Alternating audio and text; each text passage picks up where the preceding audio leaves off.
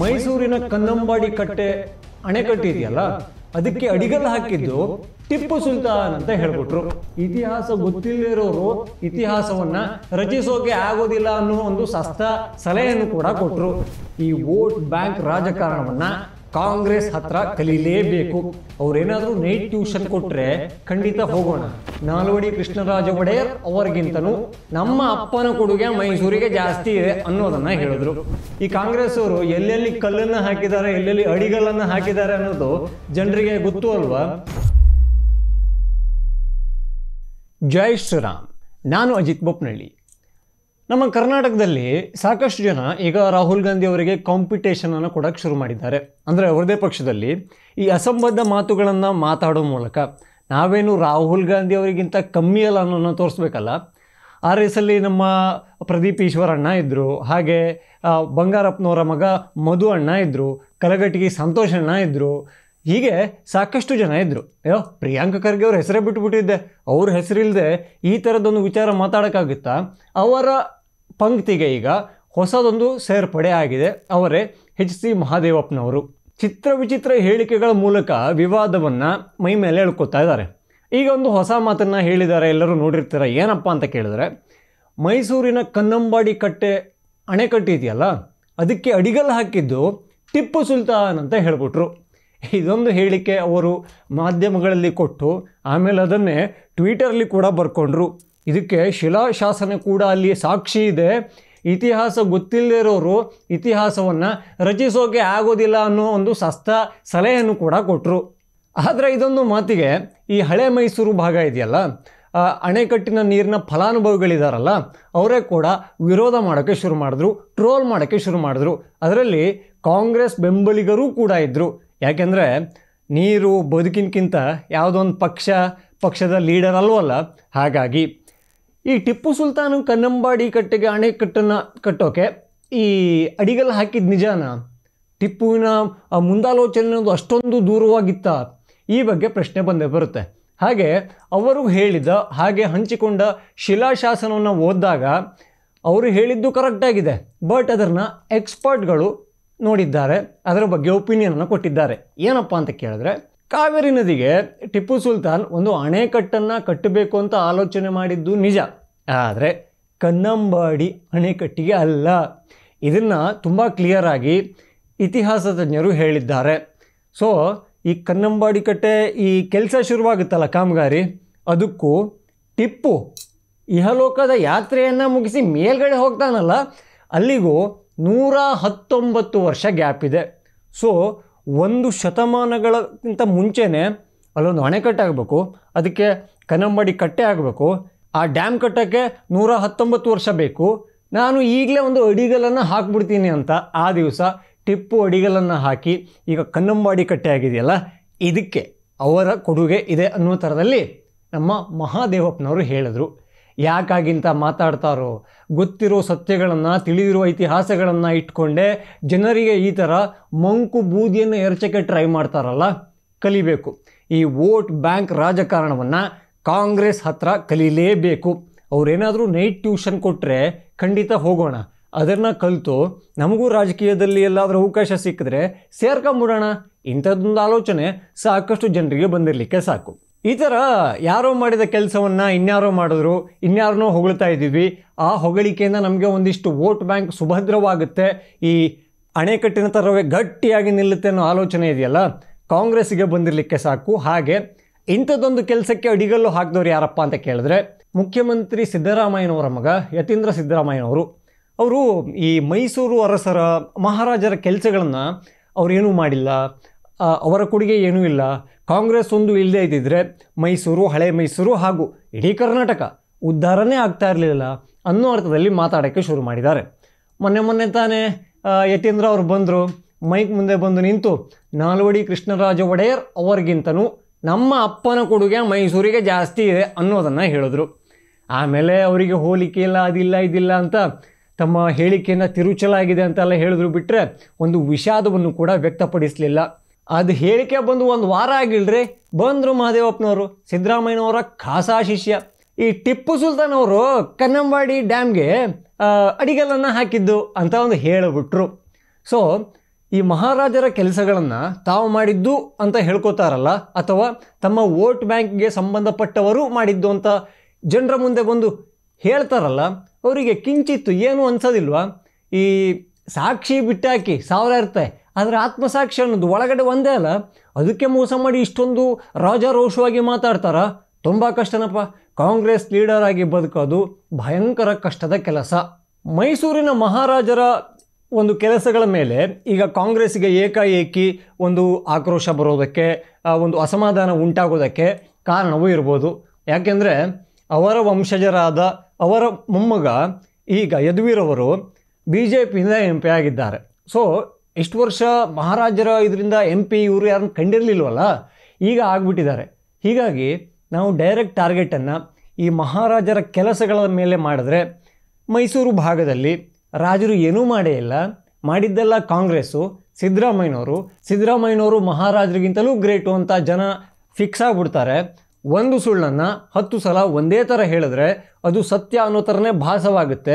ಇದೊಂದು common sense. ಇದನ್ನು ಮೈಸೂರಿನ ಜನರ ಮೇಲೆ ಬಿತ್ತಬೇಕು ಅನ್ನೋ ಪ್ರಯತ್ನ ಆದಂಗೆ ಕಾಣ್ತಾ ಇದೆ. ಸೊ ಸಿದ್ದರಾಮಯ್ಯನವರ ಟೋಳಿ ಮಹಾರಾಜರನ್ನು ಡಿಫೇಮ್ ಮಾಡೋಕ್ಕೆ, ಅವರ ಕೆಲಸಗಳನ್ನು ಡಮ್ಮಿ ಅಂತ ಹೇಳೋಕ್ಕೆ ಏನಾದರೂ ಮುಂದಾಗಿದೆಯಾ? ಅದನ್ನೆಲ್ಲ ಬಿಟ್ಟು ರಾಜ್ಯದ ಅಭಿವೃದ್ಧಿ ಬಗ್ಗೆ ಅವರು ಆಲೋಚನೆ ಮಾಡಿದ್ದಿದ್ರೆ, ಅಥವಾ ನುಡಿದಂತೆ ನಡೆದ ಸರ್ಕಾರವೇ ಆಗಿದ್ದಿದ್ರೆ ಸಿದ್ದರಾಮಯ್ಯನವರಿಗೆ ಮುಂದಿನ ಇಲೆಕ್ಷನ್ನಲ್ಲಿ ಪ್ರಚಾರವೇ ಬೇಕಾಗಿರಲಿಲ್ಲ. ಆದರೆ ಈ ಥರ ಸಸ್ತಾ ನೌಟಂಕಿ ರಾಜಕೀಯ ಆಟಗಳನ್ನು ಆಡ್ತಾ ಇರೋದು ನೋಡಿದ್ರೆ ಯಾಕೋ ಅವರಿಗೆ ಮುಂದಿನ ಸಲದ ಬಗ್ಗೆ ಚಿಂತೆ ಶುರುವಾದ ಹಾಗೆ ಕಾಣ್ತಾ ಇದೆ. ಈ ಬೇರೆಯವರ ಕೆಲಸದ ಕ್ರೆಡಿಟನ್ನು ತಗೊಳ್ಳೋ ಕೆಲಸವನ್ನು ಈ ಸಿದ್ದರಾಮಯ್ಯನವರು ಯತೀಂದ್ರ ಅವ್ರಿಗಿಂತ ಮುಂಚೆನೇ ಶುರು ಮಾಡಿದರು. ಈ ದಶಪಥ ಆಯ್ತಲ್ಲ, ಮೈಸೂರು ಬೆಂಗಳೂರು, ಅದನ್ನು ಮಾಡಿಸಿದ್ದು ನಾನು ಮತ್ತು ಮಹಾದೇವಪ್ಪ ಅನ್ನೋದನ್ನು ಹೇಳಿದ್ರು. ಜನರಿಗೆ ಸತ್ಯ ಗೊತ್ತಿತ್ತು. ಹಾಗಾಗಿ ಸಿದ್ದರಾಮಯ್ಯನವರಿಗೆ ರೈಟು, ಮಹಾದೇವಪ್ಪನವರಿಗೆ ಲೆಫ್ಟು ಹಾಕ್ಕೊಂಡು ಉಜ್ಜಾಡಿದರು. ಆಮೇಲೆ ಯತೀಂದ್ರ ಅವರು ಬಂದರು, ಮಹಾರಾಜರಿಗಿಂತ ನಮ್ಮ ಅಪ್ಪ ಗ್ರೇಟು ಅಂದರು. ಅದಕ್ಕೂ ಕೂಡ ಒಂದು ಸಲ ಈ ರೊಟ್ಟಿಯನ್ನು ತಟ್ತಾರೆ ಗೊತ್ತಾ, ಜೋಳದ ರೊಟ್ಟಿ, ಆ ಕೈಯಲ್ಲಿ ಪಾಟ್ ಅಂತ ತಟ್ತಾರಲ್ಲ, ಆ ಥರ ಜನರೇ ಯತೀಂದ್ರ ಅವರ ಹೇಳಿಕೆಯ ವಿರುದ್ಧ ತಟ್ಟಕ್ಕೆ ಶುರು ಮಾಡಿದರು. ಈಗ ಮಹಾದೇವಪ್ಪನವರು ಬರ್ತಾರೆ, ಅಲ್ಲಿ ಅಣೆಕಟ್ಟನ್ನು ಕಟ್ಸೋಕೆ ಟಿಪ್ಪು ಅವರ ಮುಂದಾಲೋಚನೆ ಇತ್ತು, ದೂರಾಲೋಚನೆ ಇತ್ತು. ಆ ಕಾಲದಲ್ಲೇ ಅವರು ಈ ಗುದ್ದಲಿ ಪೂಜೆ ಅಥವಾ ಅಡಿಗಲ್ಲನ್ನು ಹಾಕಿದರು ಅಂತ. ಈ ಕಾಂಗ್ರೆಸ್ ಅವರು ಎಲ್ಲೆಲ್ಲಿ ಕಲ್ಲನ್ನು ಹಾಕಿದ್ದಾರೆ, ಎಲ್ಲೆಲ್ಲಿ ಅಡಿಗಲ್ಲನ್ನು ಹಾಕಿದ್ದಾರೆ ಅನ್ನೋದು ಜನರಿಗೆ ಗೊತ್ತು ಅಲ್ವಾ? ಈ ಮೋದಿಯ 15 ವರ್ಷಗಳ ಅವಧಿಯ ಅಭಿವೃದ್ಧಿಗಳ ಬಗ್ಗೆ ಈಗ ಭಯಂಕರ ಪ್ರಶ್ನೆಗಳನ್ನು ಕಾಂಗ್ರೆಸ್ ಕೇಳುತ್ತೆ. ಆದರೆ ಅವರ ಕೈಯಲ್ಲಿ ದೇಶ ಇದ್ದಾಗ ಯಾವ ವೇಗದಲ್ಲಿ ದೇಶ ಬೆಳೀತಾ ಇತ್ತು, ಹಾಗೆ ಈ 15 ವರ್ಷಗಳಲ್ಲಿ ದೇಶ ಎಷ್ಟು ವೇಗವಾಗಿ ಬೆಳೀತಾ ಇದೆ ಅನ್ನೋದನ್ನು ಎಲ್ಲ ರೀತಿಯಲ್ಲಿ, ಅದು ರಸ್ತೆ ಆಗಿರ್ಬೋದು, ರೈಲ್ವೆ ಆಗಿರ್ಬೋದು, ವಿಮಾನಯಾನ ಆಗಿರ್ಬೋದು, ಅಥವಾ ಪ್ರೈವೇಟ್ ಸೆಕ್ಟರ್ ಆಗಿರ್ಬೋದು, ಯಾವುದೇ ಕೂಡ ಆಗಿರ್ಬೋದು, ಏನೇ ತಗೊಂಡ್ರೂ ಕೂಡ ಮೋದಿ ಅವಧಿಯಲ್ಲಿ ತುಂಬ ಸ್ಪೀಡಾಗಿ ಹೋಗ್ತಾ ಇದೆ. ಸೊ ಆ ಅಂಕಿಅಂಶಗಳನ್ನು ಇಟ್ಕೊಂಡು ಮೋದಿ ಸರ್ಕಾರವನ್ನು ಪ್ರಶ್ನೆ ಮಾಡೋಕ್ಕಾಗುತ್ತಾ?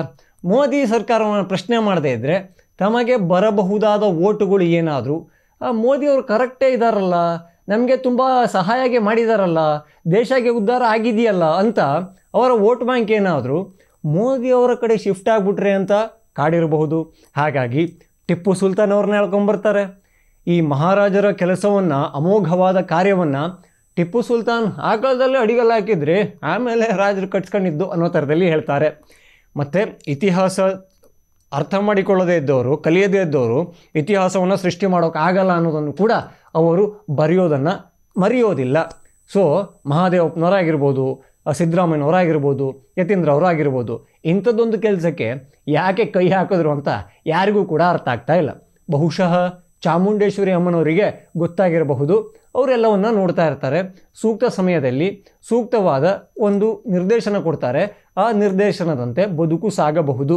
ಟಿಪ್ಪು ಅವರಿಗೆ ಅಂಥದ್ದೊಂದು ಆಲೋಚನೆ, ಅಂದರೆ ಅಷ್ಟೊಂದು ಆಲೋಚನೆ ಇರುವಾಗ ಈ ಸಿದ್ದರಾಮಯ್ಯನವರು ಮೈಸೂರಲ್ಲಿ ವಾಪಸ್ ಕೊಟ್ರಲ್ಲ 14 ಸೈಟು, ಆ 14 ಸೈಟಿಗೂ ಅಡಿಗಲ್ ಹಾಕ್ಬಿಟ್ಟಿದ್ದಿದ್ರೆ ಸಿದ್ದರಾಮಯ್ಯನವರು ಪಾಪ ಅವರ ಹೆಂಡತಿ ಹೆಸರಲ್ಲಿದ್ದ ಸೈಟನ್ನು ವಾಪಸ್ ಕೊಡುವ ಪ್ರಮೇಯ ಬರ್ತಾ ಇರಲಿಲ್ವೇನೋ ಪಾಪ.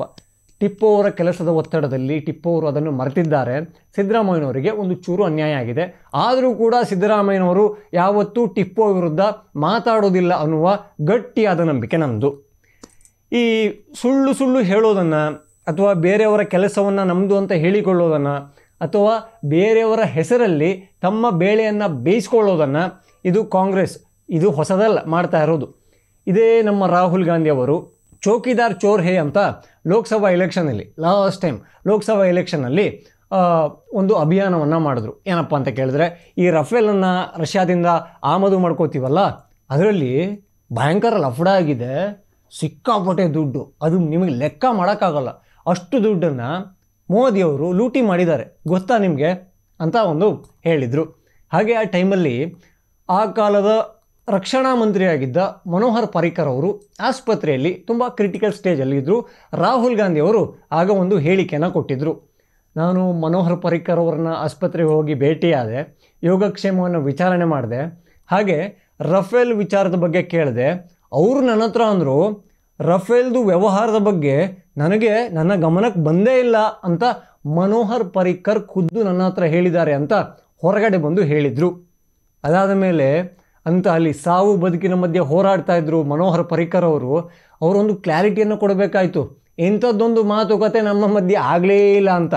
ಇದರಲ್ಲಿ ರಾಹುಲ್ ಗಾಂಧಿ ಅವರು ಎಕ್ಸ್ಪೋಸ್ ಆದರು. ಅಲ್ಲಿ ಆಸ್ಪತ್ರೆಯಲ್ಲಿ ಇದ್ದರೂ ಕೂಡ ಅವರು ಪಾಪ ಇವರ ನಿಜವಾದ ಮುಖವಾಡವನ್ನು ಬಿಚ್ಚಿಡೋದನ್ನು ಮರೀಲಿಲ್ಲ. ಆ್ಯಂಡು ಅದು ಅವರ ಜವಾಬ್ದಾರಿಯಲ್ಲ, ದೇಶದ ಕರ್ತವ್ಯ ಅನ್ನೋ ಥರದಲ್ಲಿ ಮಾಡಿದ್ರು. ಇದೇ ಅರುಣ್ ಜೇಟ್ಲಿ ವಿಚಾರಕ್ಕೂ ಕೂಡ ರಾಹುಲ್ ಗಾಂಧಿ ಅವರು ಸುಳ್ಳನ್ನು ಹೇಳಿದರು. ಈ ಕೃಷಿ ಕಾಯ್ದೆ ಬಂತಲ್ಲ, ಆ ಟೈಮಲ್ಲಿ ಅರುಣ್ ಜೇಟ್ಲಿ ಅವರು ನನ್ನನ್ನು ಭಯಂಕರ ಅಪೋಸ್ ಮಾಡಿದರು ಅಂತೆಲ್ಲ ಮಾತಾಡಿದರು. Fighting the form loss and he's not here anymore, so really I shouldn't say it, but I will. And Arun Jaitley ji was sent to me to threaten me. 2020ರಿಂದ ಈ ಕೃಷಿ ಕಾಯ್ದೆ ಬಗ್ಗೆ ಚರ್ಚೆಗಳು ದೇಶದಲ್ಲಿ ಶುರುವಾಯಿತು, ಆಮೇಲೆ ಪ್ರತಿಭಟನೆಗಳು ಆಯಿತು, ಎಲ್ಲವನ್ನ ಈ ದೇಶ ಕಂಡಿದೆ. ಆದರೆ ಅರುಣ್ ಜೇಟ್ಲಿ ಅವರು ಅದಕ್ಕಿಂತ ಒಂದು ವರ್ಷ ಮುಂಚೆನೇ 2019ರಲ್ಲೇ ನಿಧನರಾಗಿದ್ದರು. ಸೊ ಈ ರಾಹುಲ್ ಗಾಂಧಿ ಅವರಿಗೆ ಧಮಕಿ ಹಾಕಿದ್ದು ಅಥವಾ ಭಯಂಕರವಾಗಿ ರಾಹುಲ್ ಗಾಂಧಿ ವಿರುದ್ಧ ಮಾತಾಡಿದ್ದು ಅರುಣ್ ಜೇಟ್ಲಿ ಅವರ ಆತ್ಮ ಏನಾದರೂ ಬಂದಿತ್ತ? ಇವರೇನಾದರೂ ಕನಸಲ್ಲಿ ಕಂಡದ್ದನ್ನು ಇಲ್ಲಿ ಹೇಳ್ತಾ ಇದ್ರ? ಇದೊಂದು ಪ್ರಶ್ನೆಗೆ ರಾಹುಲ್ ಗಾಂಧಿ ಅವರೇ ಉತ್ತರ ಕೊಡಬೇಕಾಗುತ್ತೆ. ಮೋದಿ ಸರ್ಕಾರದ ವಿರುದ್ಧ ಗಟ್ಟಿಯಾಗಿ ಮಾತಾಡೋಕ್ಕೆ ಏನನ್ನು ಮೋದಿ ಉಳಿಸಿಲ್ಲ, ಅಲ್ಲಿ ಹಗರಣಗಳು ಆಗ್ತಾ ಇಲ್ಲ, ಭ್ರಷ್ಟಾಚಾರಕ್ಕೆ ಅಲ್ಲಿ ಅವಕಾಶವೇ ಇಲ್ಲ. ಹಾಗಾಗಿ ರಾಹುಲ್ ಗಾಂಧಿ ಅವರು ಇಂಥ ಮಾತುಗಳನ್ನು, ಹಾಗೆ ರಾಜ್ಯ ಸರ್ಕಾರ ಬೇರೆಯವರ ಕೆಲಸವನ್ನು ನಾವೇ ಮಾಡಿದ್ದೀವಿ ಅಥವಾ ನಮ್ಮ ವೋಟ್ ಬ್ಯಾಂಕ್ ಮುಖ್ಯಸ್ಥರು ಅವರ ಹೆಸರು ಹೇಳಿದ್ರೆ ಎಲ್ಲರೂ ಒಂದಾಗ್ತಾರೆ ಅನ್ನೋರ ಹೆಸರಲ್ಲಿ ಆಗಿದೆ ಅನ್ನೋ ಥರದಲ್ಲಿ ಹೇಳ್ಕೊಂಬರ್ತಾ ಇದ್ದಾರೆ.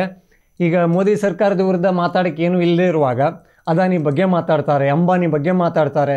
ಜೊತೆಗೆ ಈ ಚುನಾವಣಾ ಆಯೋಗ ಕಳ್ಳತನ ಮಾಡ್ತಾ ಇದೆ, ನಿಮಗೆ ಗೊತ್ತಿಲ್ಲ ಅಲ್ಲ, ಇದನ್ನು ನಾನು ಫ್ರೀಡಮ್ ಪಾರ್ಕಲ್ಲಿ ತೋರಿಸ್ತೀನಿ, ಸಾಕ್ಷಿಗಳನ್ನು ಇಟ್ಕೊಂಡೇ ನಾನು ಬರ್ತೀನಿ. ಸೊ ಇವರು ಎಕ್ಸ್ಪೋಸ್ ಮಾಡ್ತಾರಾ? ಇದಕ್ಕೆ ಮಾತ್ರ ಅವರೇ ಉತ್ತರವನ್ನು ಕೊಡ್ತಾರೆ. ಅವರು ಮೈಕಲ್ಲಿ ಮಾತಾಡಬೇಕು, ಅದನ್ನು ಜನ ಕೇಳಬೇಕು. ಅವರು ಮಾತಾಡುವಾಗ ಪ್ರಮಾದಗಳೇ ಜಾಸ್ತಿ. ಈ ಸಾಕ್ಷಿ ಕೊಡೋ ಬದಲಾಗಿ ಅವರೇ ಒಂದು ಜೀವಂತ ಸಾಕ್ಷಿ ಆಗ್ಬಿಡ್ತಾರ ನಾವು ಸುಳ್ಳು ಹೇಳ್ತಾ ಇದ್ದೀವಿ ಅನ್ನೋದಕ್ಕೆ. ಇದನ್ನು ಕಾದು ನೋಡಬೇಕು. ಜೈ ಶ್ರೀರಾಮ್.